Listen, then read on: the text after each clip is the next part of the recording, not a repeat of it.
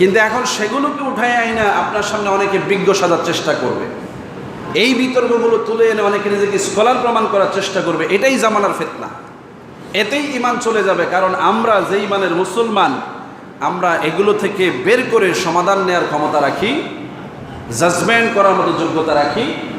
প্রশ্ন উঠলেই ইমান চলে যাওয়ার ভয় আছে না নাই? আজকে এই মসজিদে এখন যদি আমি এরকম একটা সংশয় তুলি যে ও আজকে জুমা তো হইতো না, নাউজুবিল্লাহ বলেন, এই এক কথাই অনেকে বলবে হায় হায় আজকে জুমা তো হইতো না, বলবে কি না? যার সাধারণ বোধ বুদ্ধি সে মনে করবে হুজুরে যেহেতু কইছে আজকে জুমা হইতো না তো হইতো না, আমার উপরে যারা রাস্তা সেটা এটাই চিন্তা করবে, কি বলে ঠিক না? গবেষণা করবো মুরব্বীরা যারা একটু ভালো বোঝে তারা, না হুজুর এটা কি কইলো, জুমার দিন জুমা হইতো না মানাড়ে।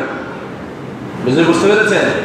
কিছু স্কলার আমাদের সমাজে আছে, কিছু জ্ঞানী মানুষ আছে, তারা যখন কথা বলে তাদের শিষ্যরা, তাদের অনুগতরা তাদেরকে অবলীলায় বিশ্বাস করে নেয়, তর্ক করে না যে এটা যেহেতু অমুক ভাই বলেছে, এটা যেহেতু অমুক হুজুর বলেছে, অমুক স্কলার বলেছে, এটাই রাইট। সে গবেষণা করে না, কারণ সে তার অন্ধভক্ত। এই লোকের ইমান থাকবে? অন্য যারা বোঝে তারা বিতর্ক করে যে না ইনি ভুল বলেছেন, ওনার এই আকীদা ঠিক নাই, এই করতে গিয়ে আবার অনেকের ইমান মেরামত হয়, কি বলেন ঠিক না? তাইলে ওই যারা অনুগত কর্মী অন্ধবিশ্বাসে বিশ্বাস করে নিল, অন্য আয়াত এসে সেই আয়াতের বিধান মানসুখ হয়ে গেছে, এখন এই মানসুখ আয়াতের বিধান আলোচনা করা যাবে না, হারাম। কারণ এই আয়াতের বিধান কে রহিত করেছে? আপনি যদি বলেন না এটা তো কোরআনে আছে, আমি আলোচনা করলে দোষ কি? আপনি কি শরীয়ত মানলেন? ইসলাম মানলেন? রাসূলুল্লাহ মক্কার জীবনে যেভাবে দাওয়াত দিয়েছেন, মাদানী জীবনে এসে এর ভিন্ন পন্থায় দাওয়াত দিয়েছেন। এখন আপনি যদি মক্কি জীবনের উপমা অনুসরণ করে বলেন যে এটাও জায়েজ আছে, তাহলে মাদানী জীবন অস্বীকার করা হয় না? হয় কি না? রাসূলুল্লাহর জীবনের শেষ অবস্থাটাই হচ্ছে উম্মতের জন্য মডেল, কারণ তিনি পর্যায়ক্রমে আল্লাহর পক্ষ থেকে 23 বছরে কোরআন প্রাপ্ত হওয়ার পরে এবং ধারাবাহিকভাবে তিনি সাহাবাদেরকে দার্স দিয়ে দিয়ে ইসলামকে একটা পূর্ণাঙ্গ অবস্থায় যখন নিয়ে এসেছেন, তখন আল্লাহ বললেন আল ইয়াউমা আকমালতু লাকুম দীনাকুম ওয়া আতমামতু আলাইকুম নি'মাতি ওয়া রাদিতু লাকুমুল ইসলাম দীনা। এই ঘোষণা যখন হয়ে গেল, এই ঘোষণার পরে আর এই কথা বলার সুযোগ নাই যে ইসলামে এটা অসম্পূর্ণ ছিল, এটা অসম্পূর্ণ ছিল, এটা আগে বিধান ছিল না, এরকম বলাটা হারাম, কুফরি। কি বলা ঠিক না? তাহলে এই আকীদা যারা বুঝতে পারে না, নিঃসন্দেহে তারা ইলমের দরজা থেকে অনেক দূরে আছে। আমরা বিভিন্ন বিষয় নিয়ে সমালোচনাগুলো দেখি, আমাদের লোকেরা হতাশ হয়ে যায়, অনেকে পক্ষ বিপক্ষ নিয়ে তর্কে লিপ্ত হয়। এই যে তর্কের উদ্ঘাটন যারা করলো, এই বিতর্ক যারা সৃষ্টি করলো, এরাই ফিতনাবাজ। এরা কি? ইসলামিক পরিভাষায় এদেরকেই ফিতনাবাজ বলা হয়েছে, যে বেহুদা তর্ক উপস্থাপন করে যারা মানুষের ইমানের মধ্যে সন্দেহ সৃষ্টি করলো, সাহাবীদের ব্যাপারে সন্দেহের উদ্রেক করলো, নবীর ব্যাপারে সন্দেহের উদ্রেক করলো, এরাই তো ফিতনাবাজ, এরাই তো আবু জাহেলের অনুসারী। কি বলেন ঠিক না? রাসূলুল্লাহ মেরাজ থেকে আসলেন, মেরাজ সম্পন্ন করে পৃথিবীতে এসেছেন। আবু জাহেলের কথায় কি আসে যায়? আবু বকর তো বিশ্বাস করে নিয়েছে, সাহাবারা মানছে, এতেই বা কি আসে যায়? আল্লাহ মেরাজ করিয়েছেন, নবী বলছেন, এটাই তো গ্যারান্টি। কি বলেন ঠিক না? এর পক্ষে আল্লাহ কোরআনে আয়াত দিয়েছেন, নাজিল করে দিয়েছেন যে আমি আমার এক বান্দাকে রাত্রিবেলায় মেরাজ সম্পন্ন করে জমিনে ফেরত দিয়েছি, এই তো দলিল। এখন বিজ্ঞানীরা আলোচনা করে এটা প্রমাণ করতে যাওয়াটাই কুফরি। কি বলেন ঠিক না? যে মেরাজ আসলে সত্য কিনা, মেরাজ কিভাবে সংগঠিত হলো, এই যে গবেষণা করছে, এই গবেষণা কুফরি। কারণ আল্লাহ করিয়েছেন, রসুল বলছেন এটা সত্য, সাহাবারা মেনে নিয়েছেন, এটা কোরআন আয়াত দ্বারা স্বীকৃত, এটা মেনে নেয়াই ইসলাম, এটা মেনে নেওয়া নামই ঈমান। এটা কিভাবে হলো, এই গবেষণা করাটা কুফর। কি বলেন ঠিক না? কেন গবেষণা করলে কুফরি হবে? কারণ আপনার গবেষণার ধরনটা হচ্ছে অবিশ্বাস থেকে গবেষণা।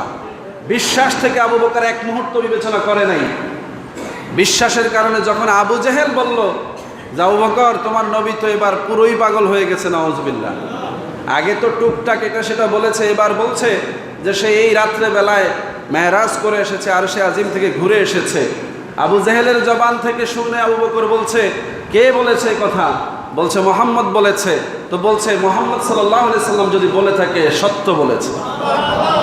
এ ছিল ঈমান। আবু বকর গবেষণা করতে যায় নাই যে নবীর মুখ থেকে আগে শুনে নেই, এইটুকু পর্যন্ত গবেষণা করে নাই যে এটা আগে নবীর মুখে শুনি। কেন এটা করে নাই? কারণ এই মেসেজটা নবীর মেসেজ। নবীর পক্ষ থেকে, আল্লাহর পক্ষ থেকে কোনো মেসেজ যদি কেউ প্রচার করে, আগে বিশ্বাস করতে হবে, পরে যদি সংশয় সৃষ্টি হয় যাচাই করতে হবে। প্রথমত কি? এর নাম ঈমান। আল্লাহর নবী বললেন আল্লাহ একজন আছেন, কুল হুয়াল্লাহু আহাদ, প্রমাণ ছাড়াই বিশ্বাস করার নাম ঈমান। কি বলেন, ঠিক না? কিন্তু প্রমাণ আছে না নাই? নবী বললেন আনা মুহাম্মদ আনা নবিয়্যুন, আল্লাহ বললেন আমি তাকে নবী হিসেবে প্রেরণ করেছি, রাসূল হিসেবে প্রেরণ করেছি। ওয়া মা আরসালনাকা ইল্লা রাসূলান, তাকে রাসূল ছাড়া অন্য কোনো হিসাবে আমি প্রেরণ করি নাই। মা কানা মুহাম্মাদুন আবা আহাদিন মির রিজালিকুম, আমি তাকে কোনো পুরুষের পিতা বানাই নাই, আমি তাকে কোনো মানুষের বাবা বানাই নাই। ওয়ালাকিন রাসূলুল্লাহি ওয়া খাতামান নবিয়্যিন, আল্লাহ স্বীকার করছেন নবী কোনো পুরুষের পিতা না। এখন আপনি বলবেন এটা কি কইলো আল্লাহ, এই কথা বলার সুযোগ আছে? নবী পুরুষের পিতা নয়, এটা কি সত্য না অসত্য? সত্য। আল্লাহ বলছেন। কিভাবে সত্য হইল? যদিও নবীর ছেলে হয়েছে কিন্তু ইন্তেকাল হয়ে গেছে, যখন এই আয়াত নাজিল হয়েছে তখন নবীর কোনো ছেলে সন্তান ছিল না। তো আল্লাহর কথাই তো সত্য, তিনি কোনো পুরুষের পিতা নন।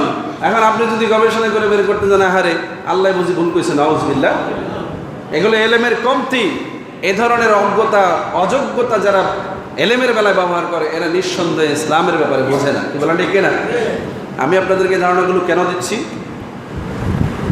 জমানা গুজার গিয়া, কিয়ামত আ গায়া, মানে জামানা শেষ হয়ে গেছে, কিয়ামত চলে এসেছে। এখন এর চাইতে সূক্ষ্ম সূক্ষ্ম বিষয় নিয়ে ফিতনা হবে। এমন এমন সূক্ষ্ম সূক্ষ্ম বিষয় আপনার সামনে চলে আসবে যেগুলো ইতিপূর্বে আলেমরা এগুলো আলোচনা প্রয়োজনই মনে করে নেয়, কিন্তু এখন সেগুলোকে উঠায় আইনা আপনার সামনে অনেকে বিজ্ঞ সাজার চেষ্টা করবে। এই বিতর্কগুলো তুলে এনে অনেকে নিজেকে স্কলার প্রমাণ করার চেষ্টা করবে। এটাই জামানার ফিতনা। এতেই ঈমান চলে যাবে। কারণ আমরা যেই মানের মুসলমান, আমরা এগুলো থেকে বের করে সমাধান নেওয়ার ক্ষমতা রাখি, জাজমেন্ট করার মতো যোগ্যতা রাখি। প্রশ্ন উঠলেই ঈমান চলে যাওয়ার ভয় আছে না নাই? আজকে এই মসজিদে এখন যদি আমি এরকম একটা সংশয় তুলি যে ও আজকে জুমা তো হইতো না, নাউজুবিল্লাহ বলেন, এই এক কথাই অনেকে বলবে হায় হায় আজকে জুমা তো হইতো না, বলবে কি না? যার সাধারণ বোধ বুদ্ধি সে মনে করবে হুজুরে যেহেতু কইছে আজকে জুমা হইতো না তো হইতো না। আমার উপরে যারা রাস্তা সেটা এটাই চিন্তা করবে। কি বলে, ঠিক না? গবেষণা করবো মুরব্বীরা যারা একটু ভালো বুঝে, তারা না হুজুর এটা কি কইলো, জুমার দিন জুমা হইতো না মানে বুঝতে পেরেছেন?